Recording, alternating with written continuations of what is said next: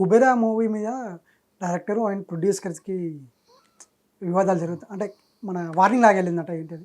విషయం ఏంటంటే ప్రొడ్యూసర్ నరేంద్ర అనే ఆయన త్రిశక్తి బ్యానర్ పైన కుబేరా అనే సినిమాని ఎప్పుడో 2022లో 2022లో రిజిస్టర్ చేయించుకున్నాడు. 2023లో ఆయనకు అప్రూవల్ వచ్చింది. 2024లో శేఖర్ కమ్ముల గారు కుబేరా అనే సినిమాని అనౌన్స్ చేయగానే వాట్ ఈస్ దిస్, ఇలా ఎలా జరుగుద్ది, మేము కదా రిజిస్టర్ చేసుకున్నామని ఆయన ప్రసన్న కుమార్ గారి దగ్గరికి వెళ్ళినట్టు ఈయన చెప్తున్నాడు. మరి అక్కడ జరిగింది లేని తర్వాత సంగతి. ప్రసన్న కుమార్ గారు బెదిరించి తిట్టి, ఆయన మీది చిన్న సినిమా వాళ్ళది పెద్దది, పెద్దవాళ్ళతో పెట్టుకుంటే ఏమైందో తెలుసు కదా, టైటిల్ మార్చుకోండి అని చాలా రఫ్గా చెప్పాడని, దాంతో వీళ్ళకి ఏం చేయాలో అర్థం కాక కోర్టును ఆశ్రయించినట్టుగా ఆయన చెబుతున్నాడు.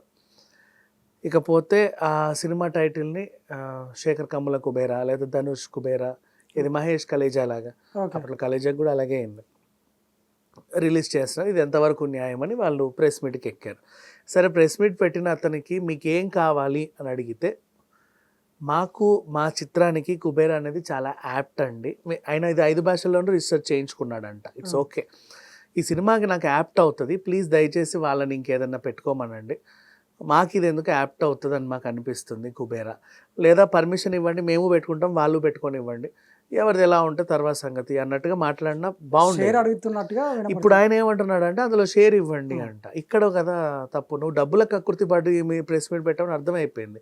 చాలామంది ఏం చేస్తారంటే టైటిల్స్ రిజిస్టర్ చేయించుకుంటారు వాళ్ళకి నచ్చినవన్నీ, మిగతా ఆ టైటిల్ ఇంకెవరికైనా కావాలనుకుంటే ఎంతో కొంత అమ్ముకుంటారు. It's okay, not bad. ఇది మన ఫ్యాన్సీ నెంబర్లు బ్లాక్ చేసినట్టే. సింపుల్ చెప్పాలంటే ఎయిర్టెల్ షోరూంలో ఫ్యాన్సీ నెంబర్లు వాడు బ్లాక్ చేస్తాడు. ఈ నెంబర్ కావాలంటే 5,000 అండి, ఈ నెంబర్ కావాలంటే 10,000 అండి అంటాడు. అది అంతే. లేదు ఖచ్చితంగా ఏదో ఒకటి ఇవ్వండి అంటే వాడికి నచ్చింది ఇచ్చేస్తాడు, నీ 500కో 2,000కో రూపాయికో. ఇక్కడ కూడా అంత మంచి మంచి టైటిల్స్ కొంతమంది రిజిస్టర్, ఇది కూడా ఒక బిజినెస్ చేసుకోవచ్చు, కథలు కూడా రిజిస్ట్రేషన్ చేసుకోవచ్చు. ఎవరన్నా ఆ టైప్ స్క్రిప్ట్లు కావాలనుకుంటే వీళ్ళ దగ్గర పర్మిషన్లు కొనుక్కొని ఏదో ఒకటి చేసుకోవాలి.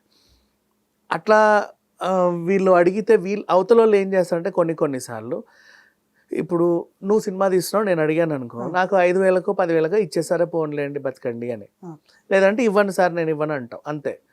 పెద్దోళ్ళు ఇన్వాల్వ్ అయ్యి ఇప్పుడు ఏదో చిరంజీవి సినిమా, బాలకృష్ణ సినిమా, వెంకటేష్, నాగార్జున గారి సినిమా అనగానే అబ్బా వీళ్ళు బాగా పెట్టి తీస్తారు, ఎంతైనా డిమాండ్ చేయొచ్చు అని కక్కుర్తి పడతావు.